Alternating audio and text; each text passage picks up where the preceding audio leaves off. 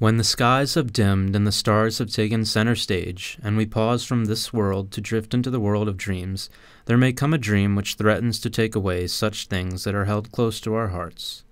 On occasion, such a dream took me to the river, to our old blind on the thoroughfare, where I would find that the marsh was drained and filled, and instead of creeks and oaks and stands of grass, before me stood a land of wooden homes and hard-pan roads and silver automobiles.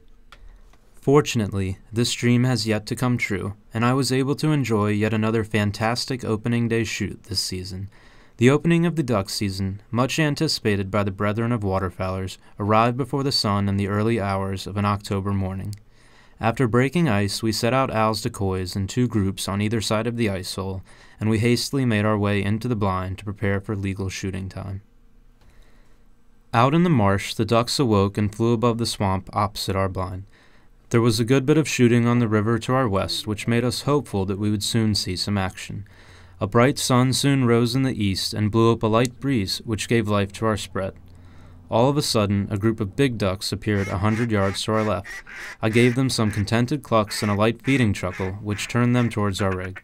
They set their wings and glided over the outside of the left group of blocks, but they didn't pitch in. Instead, they swung around behind the blind at 30 yards, and Sam and I unloaded on them, producing a fine pair of gadwalls to start the day. After that, the action slowed down for a while.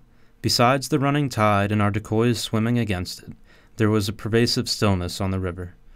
Frequently, Sam and I were forced to leave the comfort of the blind to battle the ice sheets that were threatening to carry our spread off down the river. Towards mid-afternoon, the geese started moving. When our neighbors down the river called in a group of 5 or 6 and unloaded on them, one goose who escaped turned back upriver. Not to be completely outdone by our neighbors, Sam and I set to convincing this goose that our spread was a much safer feeding hole than theirs. The lone goose headed our way, lured by the spread and our calling, and swung by at 40 yards. Boom!